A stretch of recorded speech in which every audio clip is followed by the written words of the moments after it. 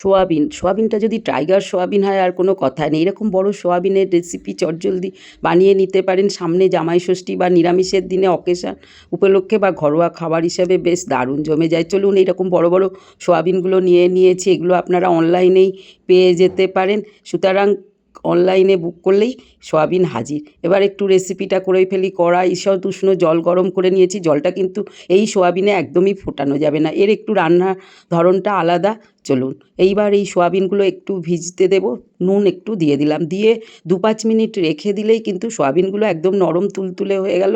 দেখতেই পাচ্ছেন কীরকম। এবার চেপে জলটা বার করে সব সোয়াবিনগুলো ধীরে ধীরে তুলে নিয়ে নিন, জলটা যেন ভিতরে না থাকে।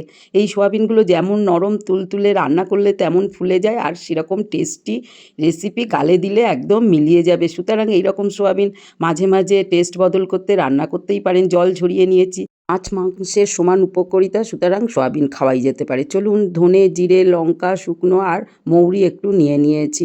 আমি পেঁয়াজ রসুন ছাড়াই রান্না করব। এইবার এর সঙ্গে 2-3টে কাঁচা লঙ্কা যোগ করে দিয়েছি।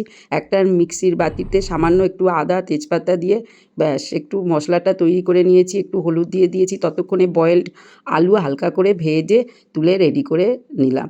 এইবার কড়ার মধ্যে খুব সামান্যই তেল দিয়েছি, জাস্ট সোয়াবিনটা একটু ভেজে নেব।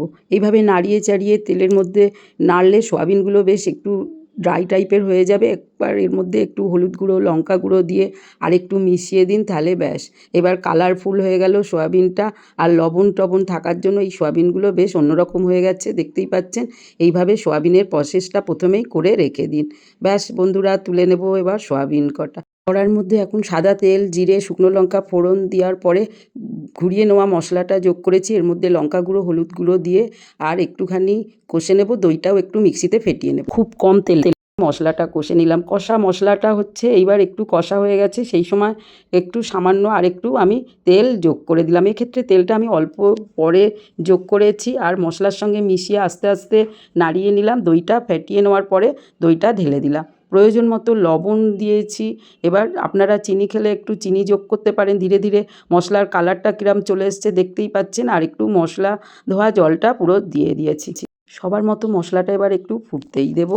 ব্যাস কাঁচা গন্ধ যেটুখানি আছে সেটা চলে যাক, সেই সময় দিয়ে দিলাম বয়েল করে নেওয়া আলু বড় বড় পিসগুলো। সয়াবিনটা ভাজা কতটা সুন্দর হয়েছে দেখতেই পাচ্ছেন, স্পঞ্জি কি দারুণ। ব্যাস বন্ধুরা একদম রেডি। এবার একটু গরম মশলা দিয়ে দিলাম আর ঘি যোগ করে দিলাম, কারণ আলুটাও সেদ্ধ হয়ে গেছে। দেখুন পরে ঘি গরম মশলা দিয়ে নাড়াটার একটু সমস্যা আছে, মিশানো যাবে না। সয়াবিনগুলো দিয়ে এইবার একটুখানি আস্তে ধীরে মিশিয়ে দিন আর ধৈর্য ধরে ফুটতে দিয়ে। দাম এমন কিছু বেশি না, 500 সোয়াবিন 80 টাকা দাম। সুতরাং অনলাইনে ইচ্ছা হলেই প্রয়োজন মতো কিনে খেতে পারেন। রেডি বন্ধুরা সোয়াবিনের কারিটা। দেখুন কতটা স্পাইসি হয়েছে, তুলে দেখিয়ে দিচ্ছি।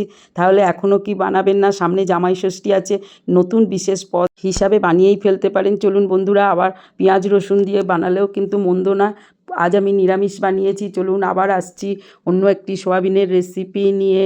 আশা করি আমার থালিতে দেখুন একটু বড়া বানিয়ে নিয়েছি, আর দুপুরের নিরামিষ থালিতে সোয়াবিনের কারি নিয়ে নিয়েছি। 2-3টে সোয়াবিন হলেই তো বেশ যথেষ্ট, পেট ভরে যাবে আর নরম তুলতুলে গালে পুড়লেই এলিয়ে যাবে। সঙ্গে পটলের পুরভরা একটি রেসিপি, সবই নিরামিষ। বন্ধুরা সঙ্গে থাকুন, ভালো থাকুন। রেসিপিগুলো দেখার অনুরোধ রইল। কেমন হয়েছে জানাবেন। আজ আসি, জয় বড়মা, সবাই ভালো থাকবেন।